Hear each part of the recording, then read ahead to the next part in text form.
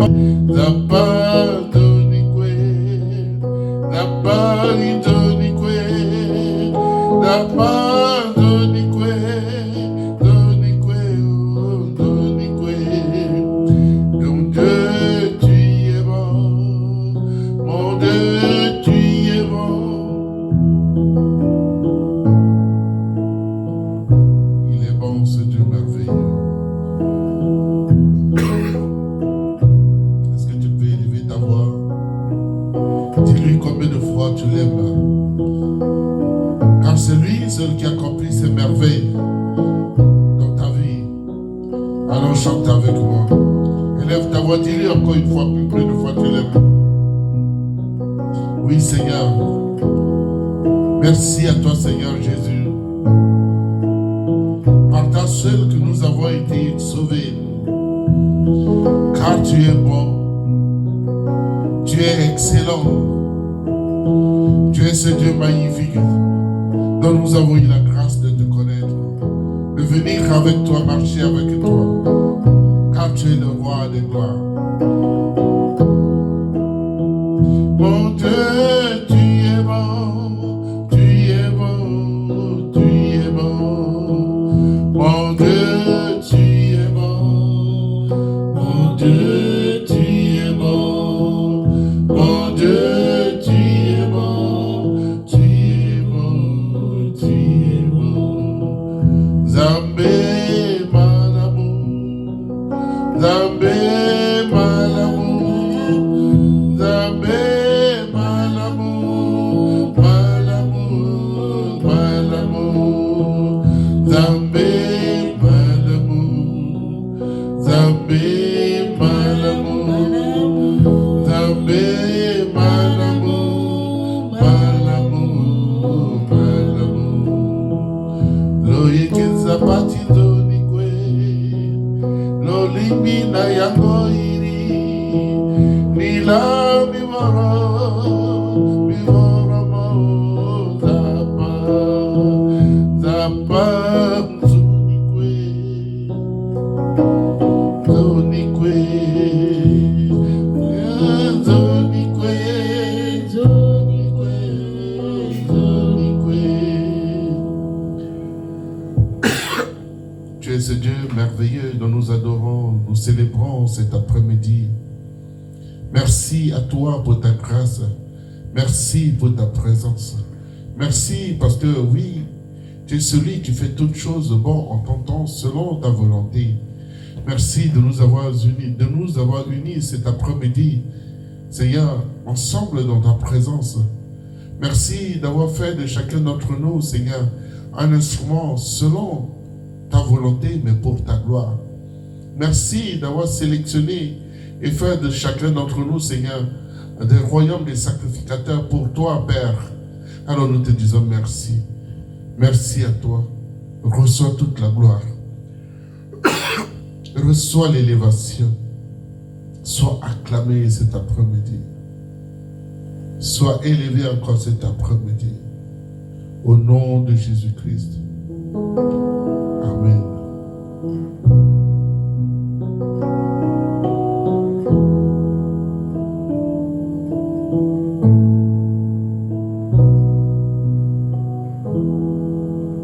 Amen. Soyez les bienvenus ce temps de prière, ce temps dont Dieu nous a fait grâce de pouvoir venir dans sa présence. Alors, nous avons eu la grâce de pouvoir le célébrer, chanter à sa gloire, en sa gloire, l'adorer, le louer, le glorifier. Alors il arrive ce temps important dont lui seul il désire te parler. Lui seul il désire te révéler les choses importantes de ta vie ou de ma vie.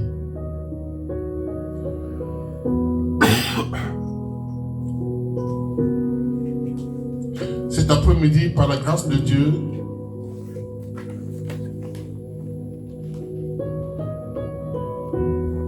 nous allons chacun se glisser dans la peau de Anne,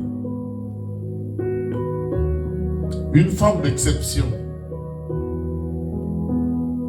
Mais il arrive un moment dans la vie de Anne où il y avait beaucoup de choses. Anne elle-même était perdue. Mais Anne parvient à identifier la source de son problème. Et quand elle a identifié la source de son problème, elle a fait une prière efficace.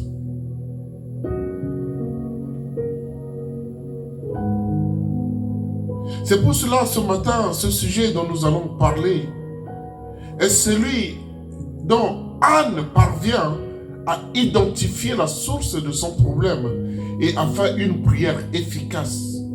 Identifions la source de nos problèmes et faisons une prière efficace.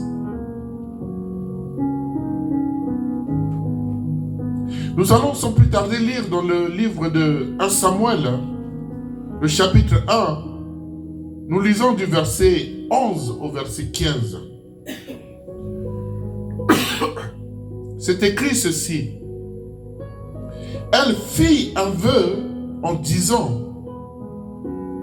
Éternel des armées, si tu daignes regarder l'affliction de ta servante, si tu te souviens de moi et n'oublie point ta servante, et si tu donnes à ta servante un enfant mâle, je le consacrerai à l'Éternel pour tous les jours de sa vie, et le rasoir ne passera point sur sa tête. Au verset 12, elle dit ceci: comme elle restait longtemps en prière devant l'Éternel, Élie observait sa bouche. Anne parlait dans son cœur et ne faisait que remuer les lèvres, mais on ne s'entendait point sa voix. Élie pensait qu'elle était ivre. Et il lui dit: jusqu'à quand seras-tu dans l'ivresse? Fais passer ton vin. Anne répondit: non, mon Seigneur, je suis une femme qui souffre en son cœur. Et je n'ai bu ni vin, ni boisson enivrante. Mais je répandais mon âme devant l'Éternel. Ne prends pas servante pour une femme pervertie, car c'est l'excès de ma douleur et de mon chagrin qui m'a fait parler jusqu'à présent.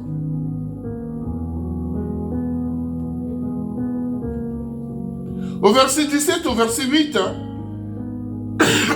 Élie reprit la parole et dit: va en paix, et que le Dieu d'Israël exauce la prière que tu lui es adressée. Elle dit: que ta servante trouve grâce à tes yeux. Et cette femme s'en alla, elle mangea, et son visage ne fut plus le même. Voilà une portion de la vie de Anne. Une petite portion de la vie de Anne est étalée ici pour te servir d'exemple, mais pour me servir aussi à moi d'exemple. Pour que chacun puisse s'instruire au travers de la portion de la vie de Anne. Quand on lit ce verset, on voit Anne est une femme exceptionnelle. Quand on remonte au verset 1, on voit que Anne est une femme où elle partage son mari avec une autre femme. Anne avec une rivale qui s'appelle Pénina. Le mari, il s'appelle Elkana. cet homme a 2 femmes. Il y a Anne et il y a Pénina.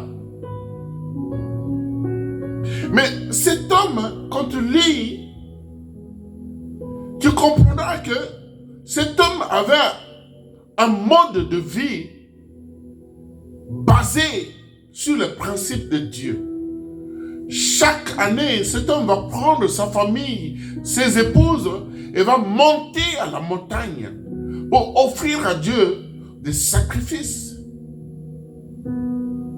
Appliquer la parole de Dieu dans sa vie, dans son foyer, dans la vie de son couple. Parce que quand il partait, il ne part pas tout seul.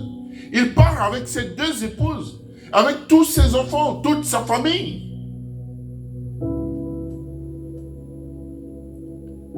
Elkana avait Anne, mais Elkana avait aussi une autre femme qui s'appelle Pénina.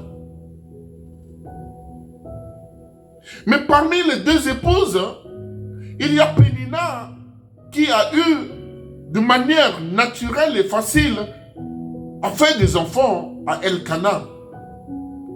Mais Anne n'a pas eu d'enfants. Aujourd'hui, toi et moi, la vie de Anne est exposée. Nous avons une idée pourquoi Anne n'a pas pu avoir d'enfants. Mais la personne en question, elle-même, en ce temps-là, quand elle vivait les choses, Anne n'avait aucune idée de ce qui l'arrivait. On est 2 femmes de la même nature. On avait le même homme. Mais comment se fait-il que l'autre femme parvienne à donner des enfants et moi, je n'arrive pas à donner des enfants à mon mari? Et cette situation devient pour Anne une souffrance invivable. C'est devenu une souffrance continuelle, sans arrêt. Elle vit ça au quotidien. La souffrance de ne pas avoir d'enfant.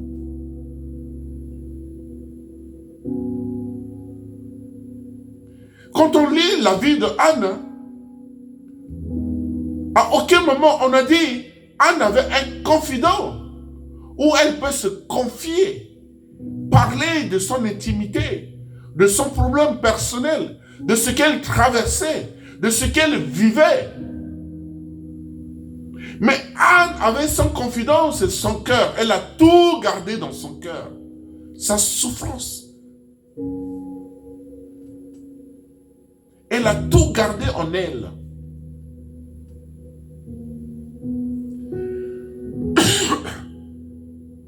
Mais nous devons reconnaître que Anne avait un mari exceptionnel aussi. Elkana avait un amour dont personne ne peut contester et démontrer que Elkana n'avait pas l'amour pour son mari, pour son épouse Anne. Elkana avait un amour sincère pour Anne. Il a prouvé qu'il avait un amour sincère pour son épouse Anne.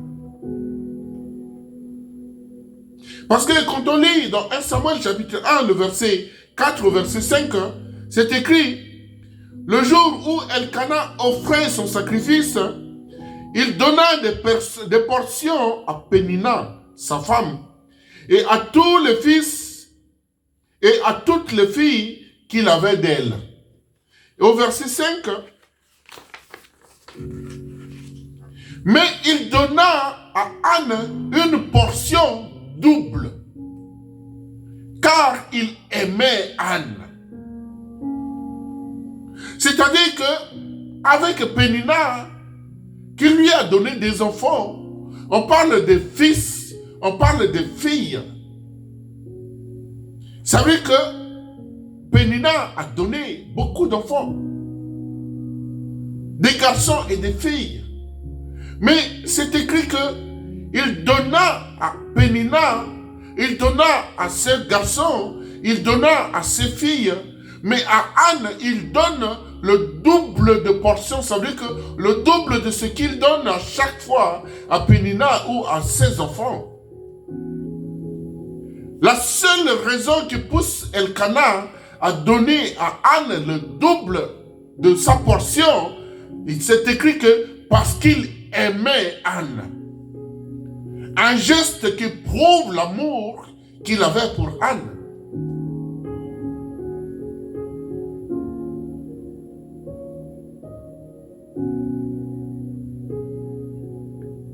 Malgré l'amour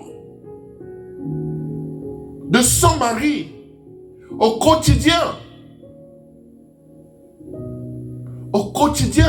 mais la souffrance de Anna ne fait que augmenter, pourrir la vie à Anne.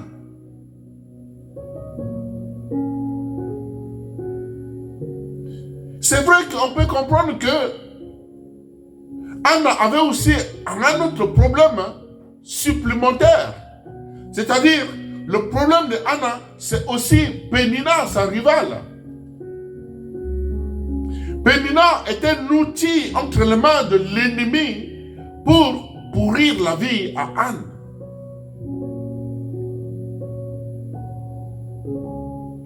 Au verset 6, c'est écrit que sa rivale lui prodiguait les mortifications pour la porter à s'irriter de ce que l'Éternel l'avait rendu stérile. On utilise ici le mot mortification. Autrement dit, c'est-à-dire que Pénina, sa rivale, passe son temps à la froisser. À froisser Anne. L'humilier dans son amour propre. À se moquer d'elle.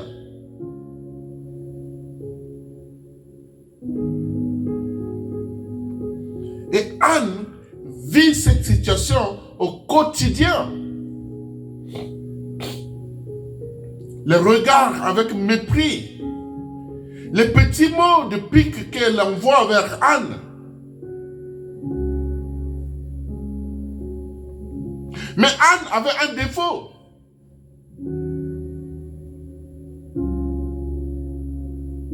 Anne n'arrivait pas à discerner la source de son problème. Bien sûr que Pénina était un sérieux problème pour Anne.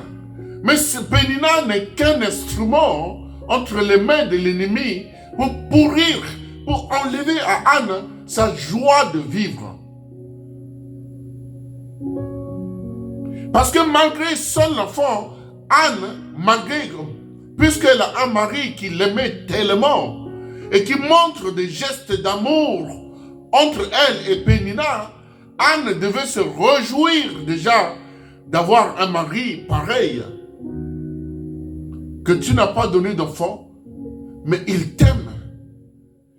Il donne à Anne le double de ce que reçoit Pénina. Ce que reçoit ses propres enfants, le double. Mais toutes ces choses, Anne ne voit pas. Anne avait un sérieux problème, un défaut réel. Puisqu'elle se sent frustrée, humiliée, Anne finit petit à petit par se renfermer sur elle-même. Elle se renferme sur elle-même. Son cœur est rempli de haine. Son cœur est rempli d'amertume. À cause de sa souffrance. Elle ne voit presque plus son mari. Elle ne calcule même pas son mari, comme s'il n'existe pas. Elle était plus que malheureuse. Et pourtant, elle a tout. Elle a un mari formidable. Un mari qui donne à ta rivale juste un, à toi il te donne deux. Il ne se cache pas pour le faire. Et prouvant que l'amour qu'il a pour Anne est sincère. Mais malgré toutes ces choses, Anne finit par se renfermer.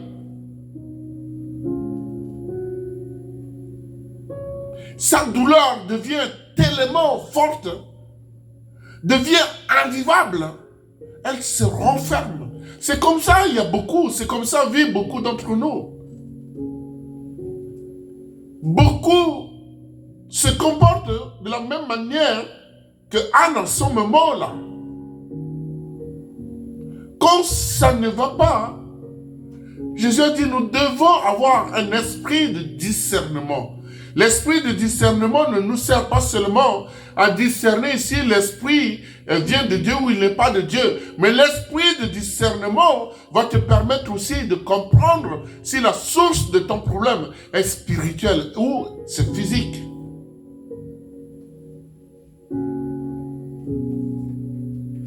Tellement que le cœur de Anne est rempli d'amertume, de colère, de haine.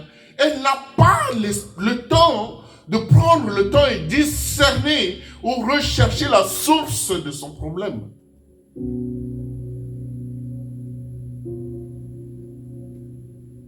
Beaucoup d'entre nous se comportent exactement de la même manière que Anne.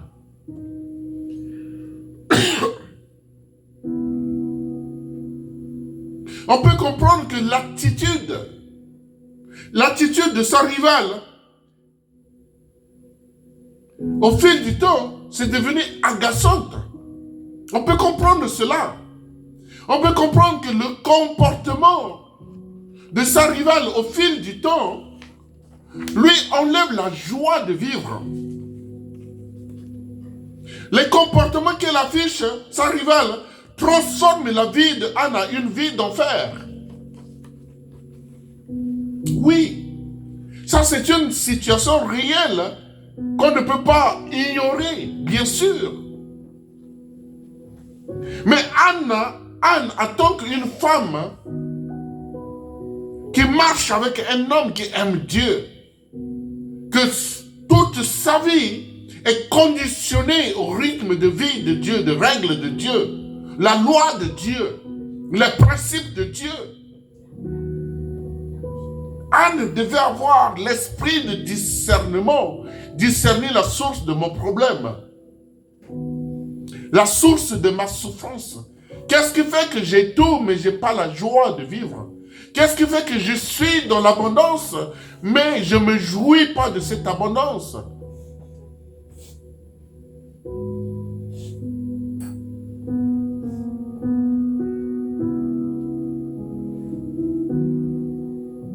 Même Élie va se tromper de Anne, en croyant que Anne est une femme ivre, qui passe son temps à boire de l'alcool. Et pourtant, Anne ne boit pas. Elle ne boit pas.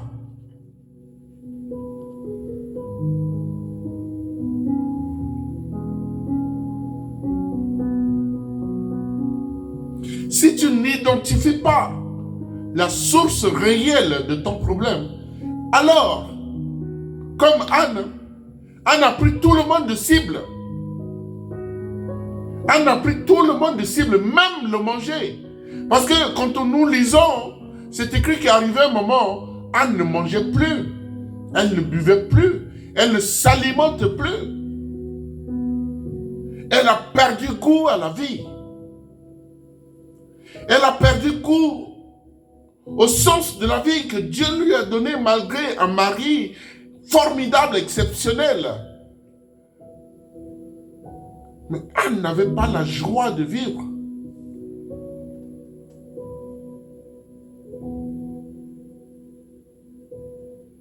Et elle a pris tout le monde de cible. Tout ce qui est dans son cœur qu'elle peut dégager, c'est la haine, c'est l'amertume, c'est la colère. C'est ce qui remplit le cœur de Anne.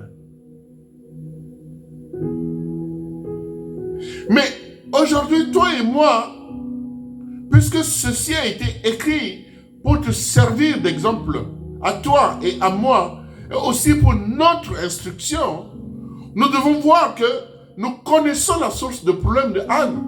C'est quand on lit, dans 1 Samuel, le chapitre 1, le verset 5, c'est écrit, mais il donnait à Anne une portion double, car il aimait Anne que l'Éternel avait rendue stérile.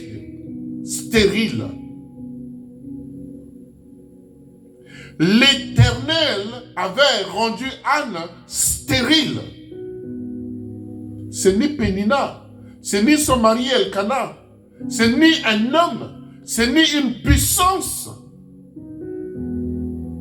Mais Dieu des armées, l'Éternel des armées, c'est écrit que c'est lui seul qui a rendu Anne stérile.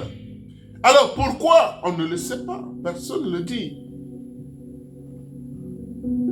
Mais tout ce que nous savons, c'est ni un homme, c'est ni une puissance, c'est ni l'ennemi commun, notre ennemi commun. Mais c'est l'Éternel des armées, le Dieu que nous adorons, le Dieu que nous célébrons, le Dieu que toi et moi, nous avons donné notre vie. C'est écrit noir sur blanc que c'est lui seul qui a rendu Anne stérile.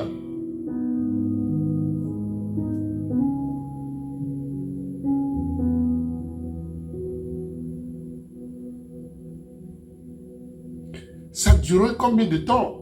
Les Saintes Écritures ne nous ont pas dit. Le temps où ça a duré, cette situation. Anne avait vécu cette souffrance durant combien de temps? On n'a aucune idée.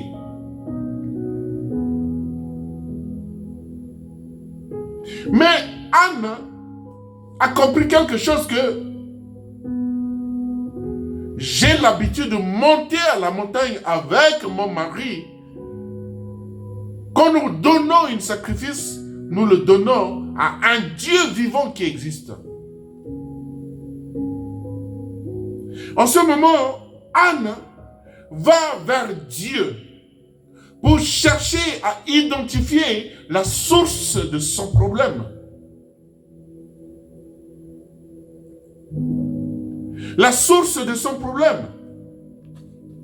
Elle commence à trouver des mots justes pour parler à Dieu. Parler de manière à toucher le cœur de Dieu. Parler de manière à attirer le regard de Dieu vers lui, vers elle. Parler de manière que sa voix résonne dans le royaume de ce Dieu merveilleux que nous avons.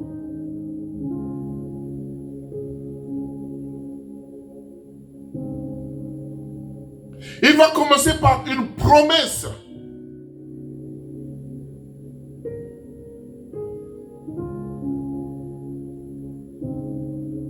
Faites à Dieu.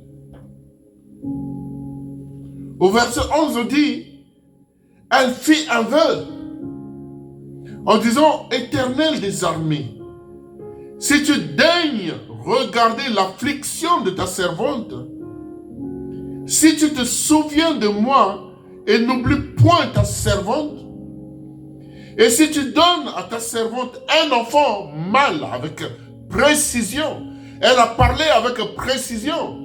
Si tu donnes à ta servante un enfant mâle, je le consacrerai à l'Éternel pour tous les jours de sa vie.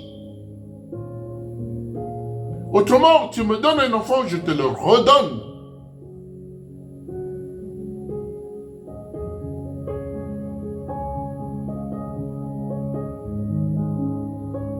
Et quand Anne a trouvé un langage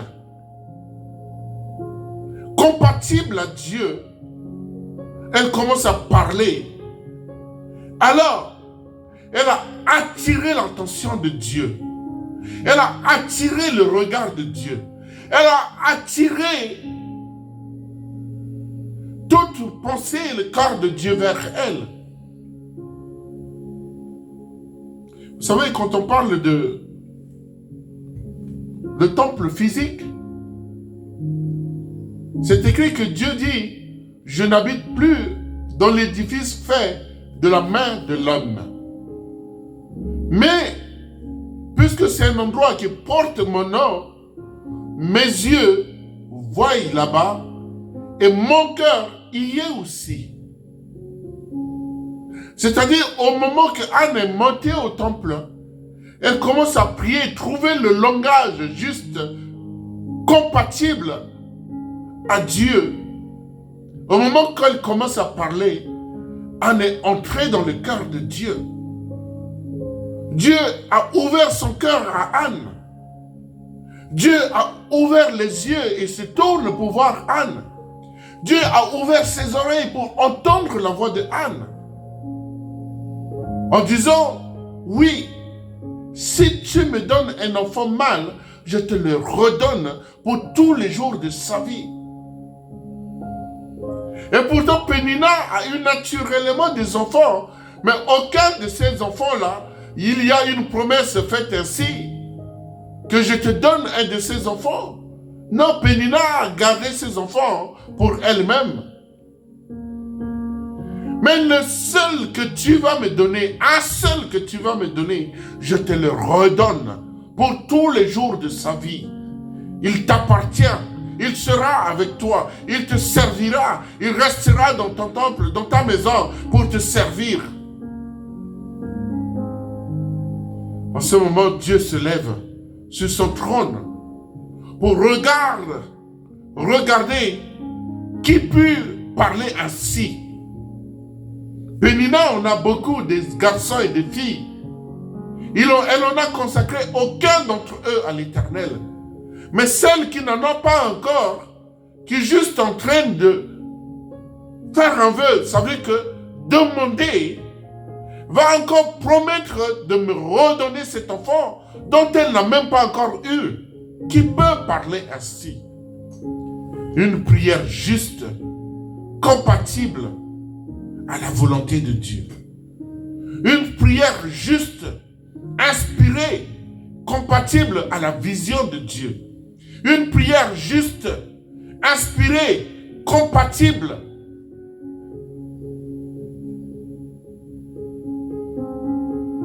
à ce que Dieu désire pour Anne.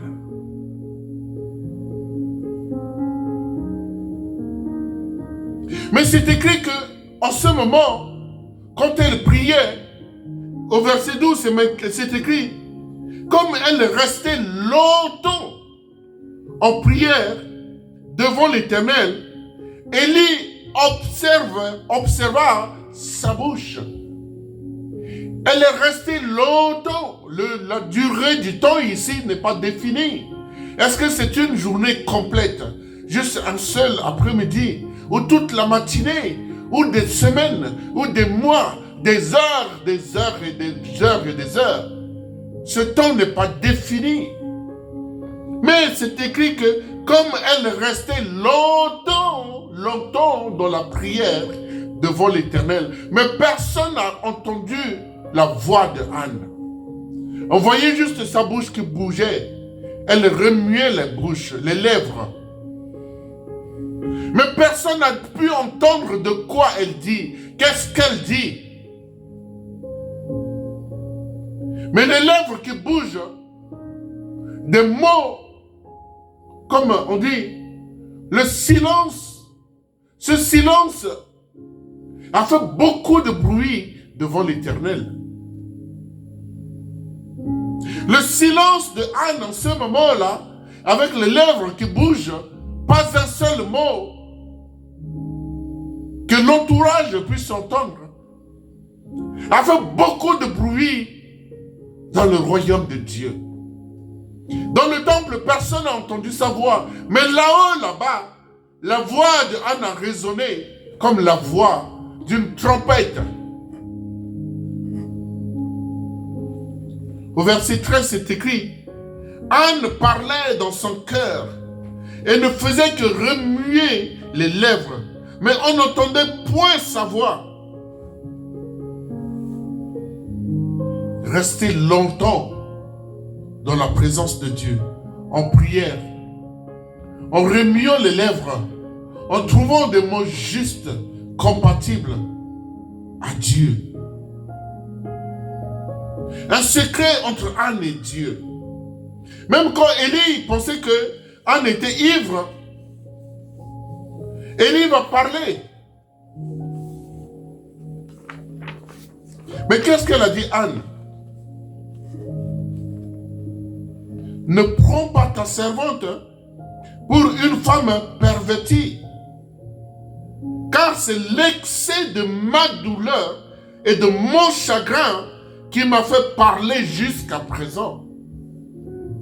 Autrement dit, l'excès de chagrin de Anne, l'excès de souffrance de Anne, l'excès de ce qu'elle vivait, cette douleur-là, a poussé Anne à rester dans le temple à une longueur journée, je ne sais pas, des heures et des heures, mais longtemps.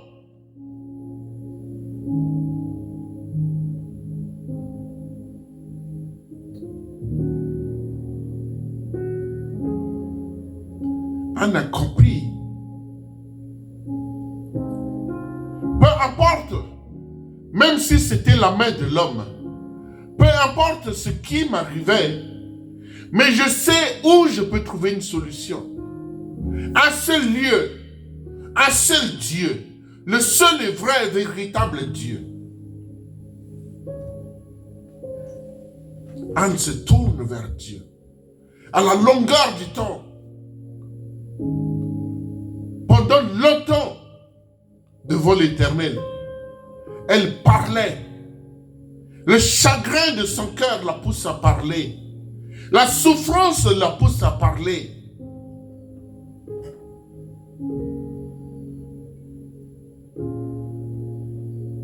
Élie a eu compassion de Anne. Quand elle a entendu Anne en disant, non mon Seigneur, ne prends pas ta servante pour une femme pervertie, mais sache que c'est l'excès de ma douleur et de mon chagrin qui m'a fait parler jusqu'à présent. Si je reste longtemps parler avec lui seul, ce véritable Dieu, c'est l'excès de ma douleur, c'est l'excès de mon chagrin. Personne ne peut faire quelque chose pour moi, ni un homme, ni sur cette terre, ni sous la terre, mais lui seul est capable. Anne va faire une prière efficace, une prière recevable, une prière selon la volonté de Dieu, une prière selon la vision de Dieu, une prière qui touche le cœur de Dieu, une prière que Dieu agrée.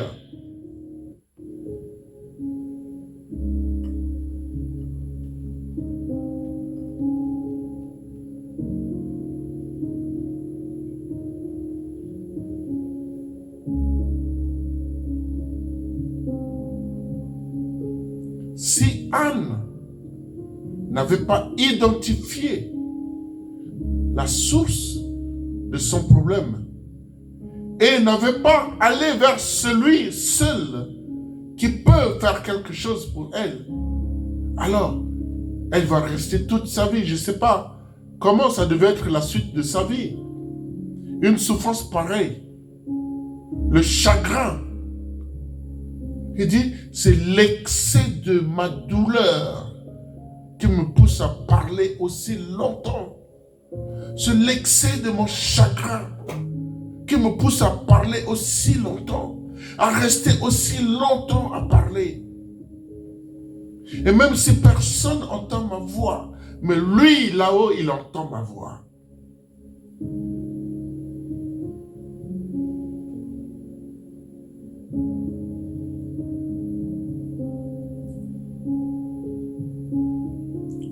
Identifie la source de ton problème. Si elle est physique, si le problème est physique, il est physique, ou s'il est spirituel.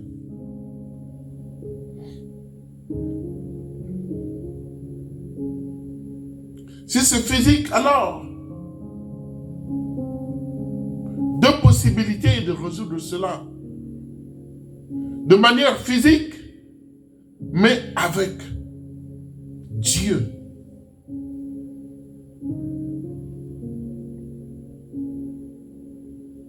Mais si le problème, la source de ton problème est spirituelle, alors il faut la résoudre de manière spirituelle.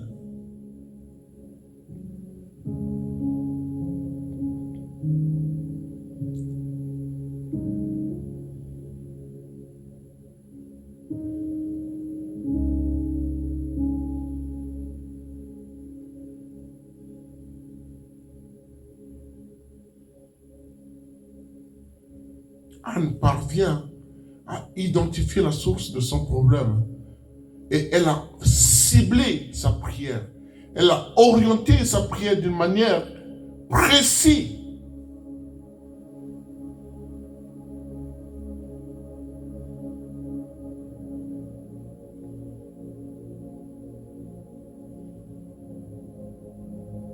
Elle arrivait un moment qu'elle ne mangeait plus, elle n'a plus joie de vivre, elle n'est plus heureuse. Son mari allait même dire que, est-ce que moi, ton mari, je ne vaux pas plus que 10 enfants qu'on peut te donner?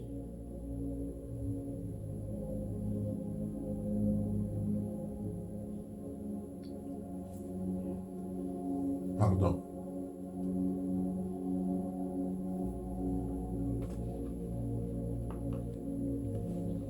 Comme Anne, identifie la source de ton problème. Mais fais une prière que Dieu agrée. Une prière qui est recevable. Une prière qui est compatible à la vision, la volonté, le désir de Dieu. Comme Anne. Anne qui a pu obtenir quelque chose parce qu'Anne a touché le cœur de Dieu. Anne a parlé au cœur de Dieu. Si tu es là cet après-midi, peut-être que tu es dans la même situation que Anne, avec tant de problèmes, mais tu passes ton temps à accuser les autres. Tu passes ton temps à accuser les voisins. Tu passes ton temps à accuser les cousins, la famille, les sorciers, ainsi de suite. Sans une certitude, mais une fausse accusation. Tu es dans le flou, dans le nuage.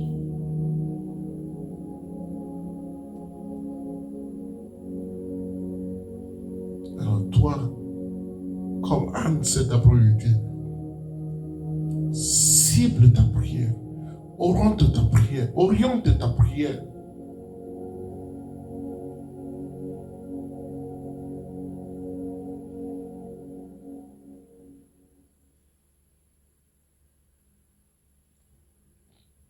Fais quelque chose. Des mots justes qui touchent le cœur de Dieu. Alors, voilà ce que l'Esprit m'a donné pour toi cet après-midi. Reçois au nom de Jésus-Christ.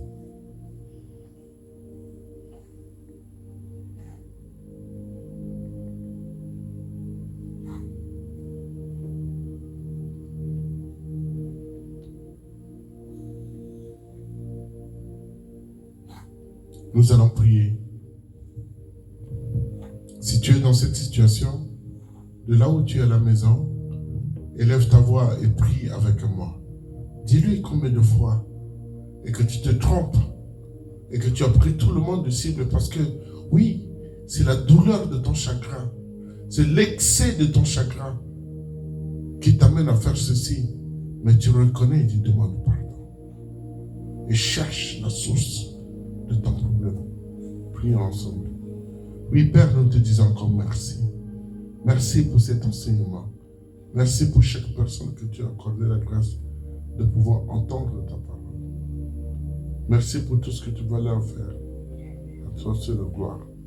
Au nom de Jésus-Christ, nous t'avons prié ainsi, Père. Amen. Amen. Nous sommes arrivés à la fin de ce culte. Que Dieu vous bénisse. Bonne semaine à vous. Bon appétit. Rendez-vous dimanche prochain à 15h30. N'oubliez pas, nous avons notre culte à 15h30. Soyez bénis. Bonne semaine. Bon appétit à vous. À bientôt.